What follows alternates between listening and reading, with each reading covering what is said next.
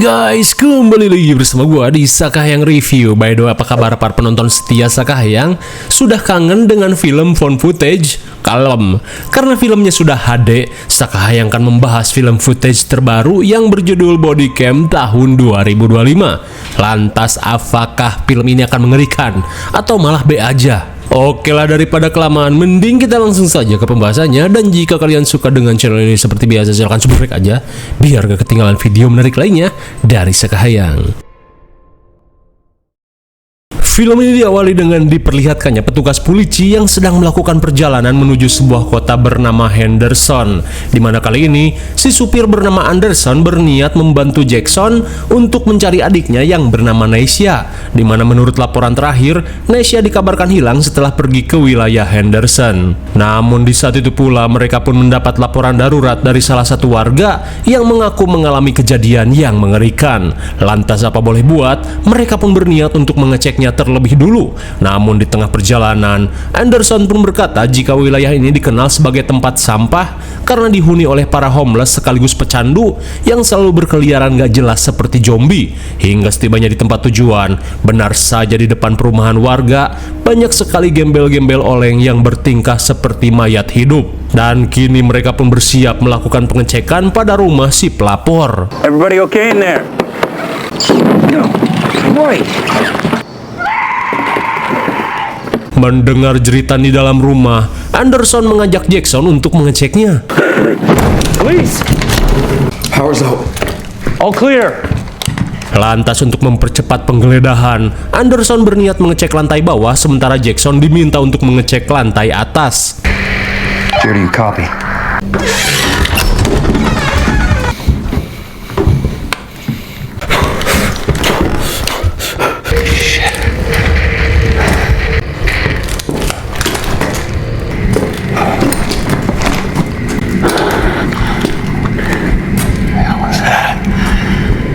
Di tengah pengecekan, Anderson pun heran saat menemukan sebuah lubang misterius yang begitu dalam dengan tulisan Rise alias bangkit.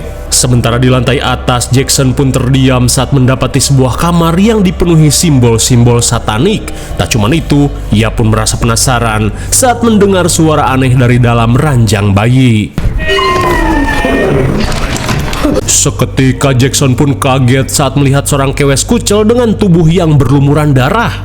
Di waktu yang bersamaan, Anderson pun panik saat dihampiri seorang pria caludi yang terus menyodorinya sesuatu yang terbungkus kain. Do not move. Jer. Jer! I will not ask you again. You need to stop. Hey, sir. Sir, stop. Stop. Stop. Bryce. Bryce. Setibanya di basement, seketika Jackson pun syok parah saat Anderson malah menghabisi seorang pria bersama orok yang ia bawa. Di tengah kepanikan, Anderson beralasan jika ini hanyalah kecelakaan karena pria ini berusaha untuk menyerangnya. Kepanikan pun semakin menjadi saat aksinya diketahui oleh si kewes. Shit. Oh, shit. Stop running. Hey. Sesaat kemudian, Anderson meminta si kewes untuk tenang, di mana ia berusaha menjelaskan apa yang sebenarnya terjadi pada si pria tadi. Lantas sambil membawa pecahan botol awok-awok, si kewes bernama Tracy berkata jika Anderson telah menggagalkan rencana sucinya. Anderson pun dianggap telah berhutang pada sosok bernama Underman. Lalu tiba-tiba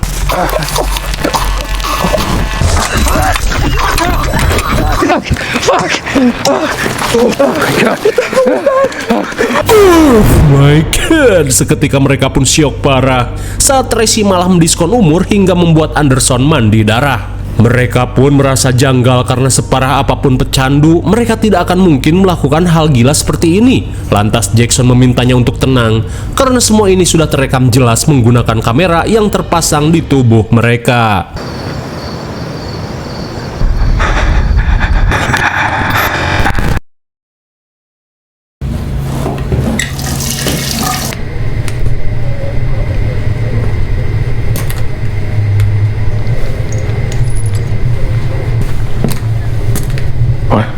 Singkat waktu setelah membersihkan diri, Anderson meminta Jackson untuk jangan dulu melaporkan kejadian yang sebenarnya kepada atasannya. Terlebih ia takut karirnya sebagai halodeck handal bisa terancam. Namun Jackson berusaha mengingatkannya jika kamera yang terpasang di tubuh mereka akan mengupload secara otomatis ke server Polsek. Dirasa masih sempat, Anderson meminta Jackson untuk menunggu sementara ia akan melakukan sesuatu pada jasad tersebut.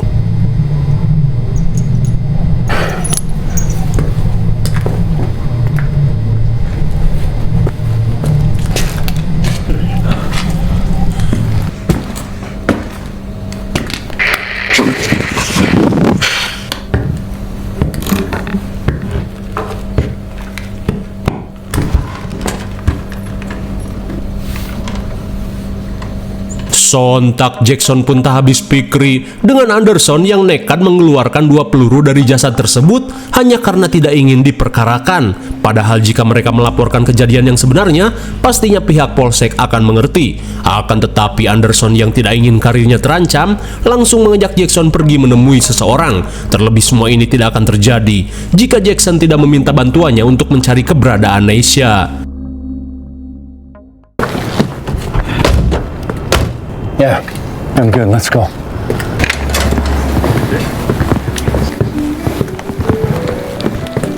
What are you doing here? Just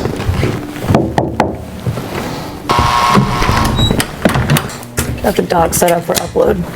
Singkat waktu, rupanya Anderson berniat menemui seorang hacker untuk membantunya menghapus bukti rekaman dalam server Polsek. Dengan setelan pasien kolorna, si hacker bernama Espo langsung melakukan tugasnya. Here you go. all right. Stop. You know what'll happen? They don't need any rope to hang me. Drop it! Who's in the house? Now, put it down! Now, stop. Namun setelah mengetahui Anderson malah berurusan dengan sekte Underman, Espo yang panik langsung kabur dan tidak ingin ikut campur. Di tengah kebingungan, Anderson yang tidak punya cara lain mengajak Jackson untuk kembali ke TKP guna menyembunyikan jasad Tracy dan suaminya. All right. We stick to the story. 514. Shows arriving on scene.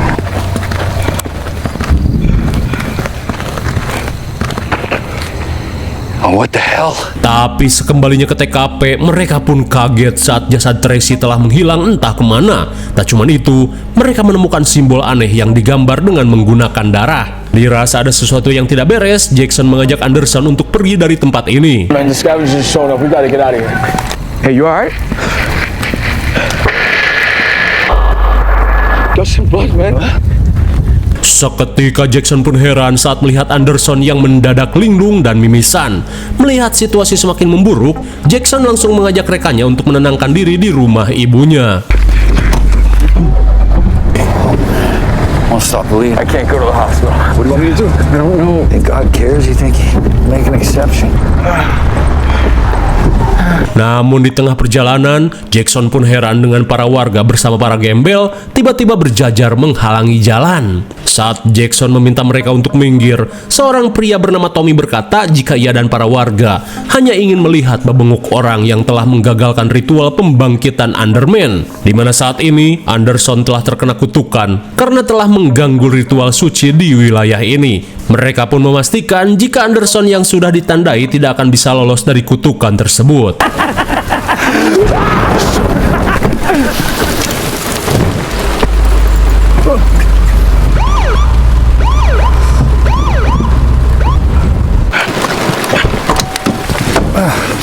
What is this place? Quick, get off my step, John, before someone's... Sesampainya di lokasi, ibu Jackson yang bernama Ellie merasa heran dengan putranya yang tiba-tiba datang dengan kondisi panik. Lantas Jackson langsung menceritakan apa yang sebenarnya terjadi. Dan ketika Jackson menceritakan apa yang mereka alami, di saat itu pula Anderson yang sedang menenangkan diri tiba-tiba merasa khawatir dengan keadaan istrinya. Apalagi saat ini istrinya sedang hamil besar, di mana ia takut mendapatkan karma dari apa yang telah ia lakukan. Hingga sesaat kemudian, setelah Setelah mendengarkan cerita dari Jackson, Ellie langsung menanyakan kondisi Anderson saat ini. Namun baru saja menyentuh tangan Anderson, Ellie yang memiliki kemampuan IndiHome langsung panik saat mengetahui Anderson dan keluarganya sedang dalam bahaya. Di tengah kepanikan, Ellie meminta Anderson dan keluarganya untuk segera pergi sejauh mungkin. Hingga sesaat kemudian, Anderson yang khawatir bergegas untuk segera pulang untuk memastikan kondisi istrinya.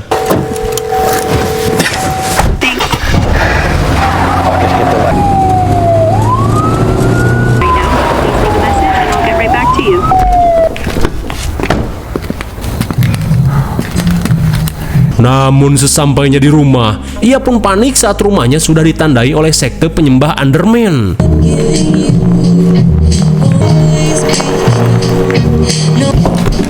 Check that way.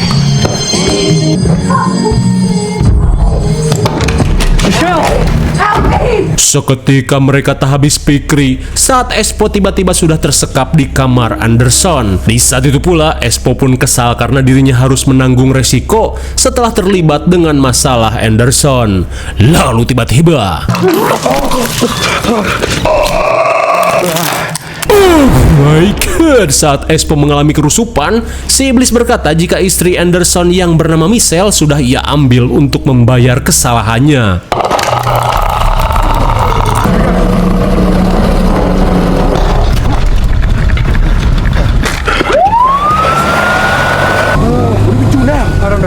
Di tengah kepanikan, Anderson berencana untuk mencari Tommy guna menanyakan keberadaan istrinya.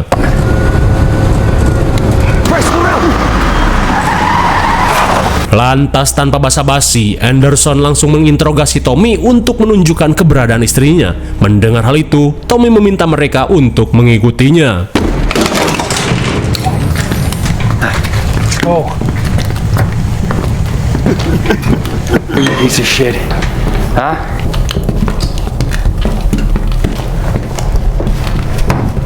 Now!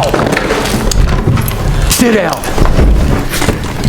Rupanya Tommy hanya berusaha mempermainkan kedua polisi ini. Jelas saja hal itu membuat Anderson semakin kesal. Take something from him, we take something from you. Setelah dihajar sampai jontor, Tommy berkata jika saat ini Michelle sudah dibawa oleh sosok Underman. Melihat Anderson semakin tidak terkendali, Jackson berusaha untuk menenangkannya dan jangan membuat kebodohan yang sama. Okay. Must we take something from you?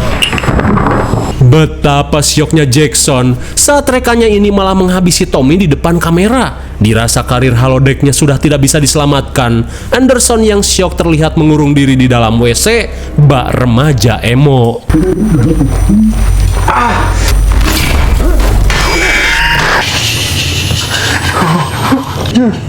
What did you do to me? Entah apa yang sebenarnya terjadi, Anderson pun syok parah saat dirinya diteror oleh sosok Tracy sambil menggendong si orok. Lantas Tracy berkata jika jiwa Anderson sudah tak bisa lagi diselamatkan karena dirinya malah menghabisi wadah untuk junjungannya.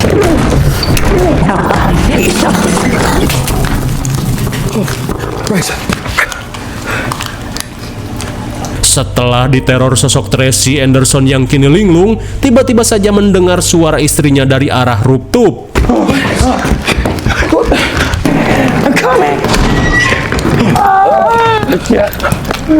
Melihat Anderson semakin halu, Jackson berusaha untuk menyadarkan rekannya ini. Akan tetapi Anderson yang kena mental menganggap jika keluarganya sudah tiada. Merasa hidupnya sudah hancur, Anderson yang putus asa berniat untuk mendiskon umur saja.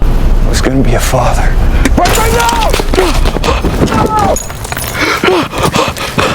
Oh my god, sontak Jackson pun syok parah saat melihat teman sesogoknya ini memutuskan untuk mendiskon umur.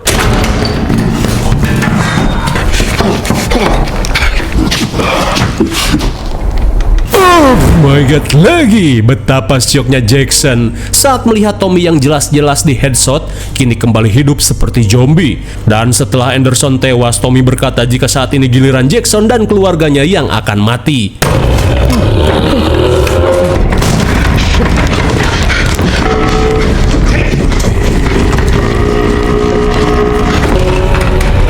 Loh kok hilang goblok. Seketika Jackson terperangah saat jasad Anderson tiba-tiba hilang entah kemana.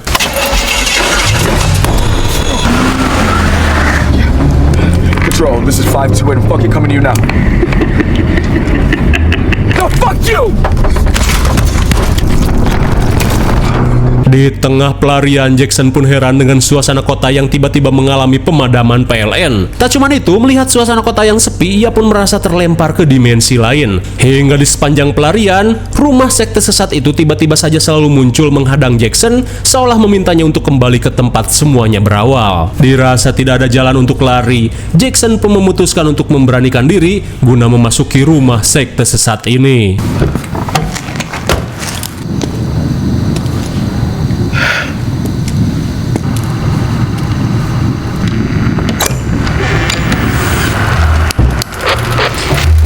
Baru saja masuk, Jackson langsung mendapat bisikan misterius yang menyuruhnya untuk memasuki lubang yang berada di basement.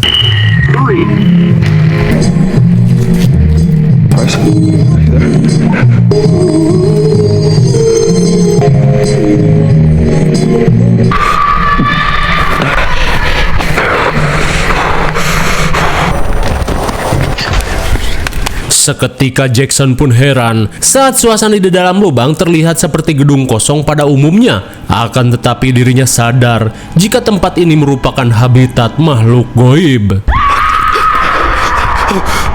Melihat sosok gajah kokolebatan, Jackson yang muak langsung saja mencari kemana sosok itu pergi.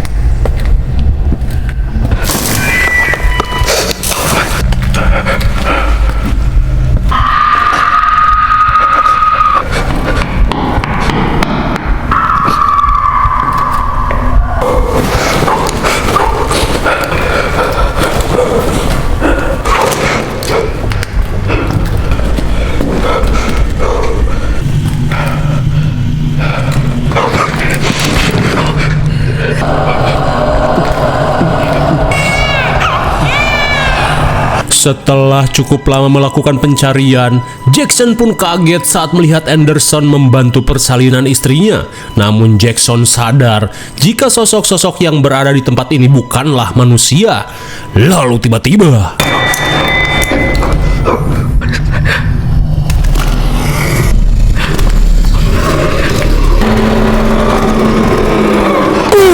my god, seketika Jackson langsung ngabret setelah melihat kemunculan sosok Underman yang terlihat seperti monster di film Stranger Things.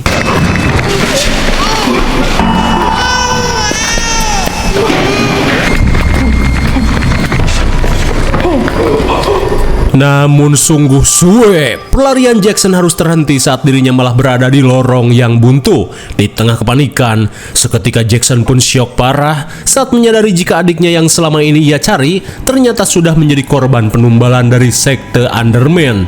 Kemudian, Nesha mengajak kakaknya untuk ikut menyembah Underman supaya bisa bersama selamanya.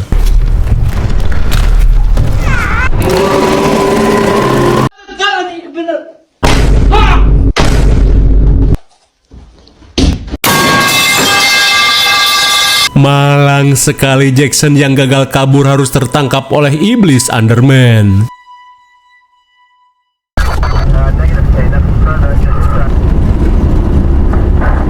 Singkat waktu, setelah mengetahui putranya dalam bahaya, Ellie meminta bantuan untuk mencari keberadaan Jackson. Hingga sesampainya di TKP, mereka pun langsung melakukan pencarian. You copy? We don't have time for this. Ma'am? Ma'am, behind us. Hello?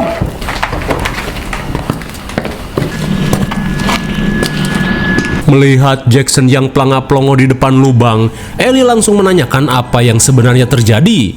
Baby, I found you. She's rising.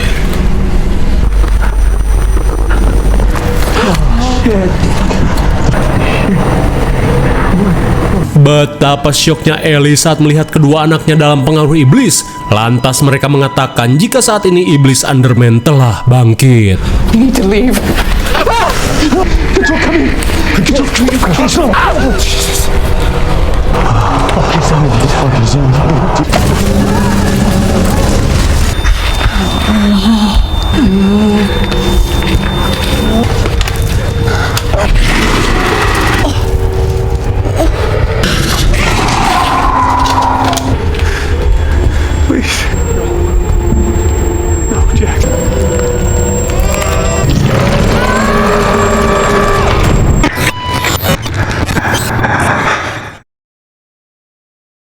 Bagaimana film yang cukup B aja bukan? Meski banyak adegan tak manuk akal, tapi lumayanlah sebagai selingan. IMDb untuk film ini adalah 5,1. Mungkin segini saja review dan pembahasan film Bodycam tahun 2025. Jangan lupa like, share, and subscribe supaya kalian tidak ketinggalan jika ada video menarik lainnya dari Sekayang. Thanks for watching and see you on next video. Bye-bye.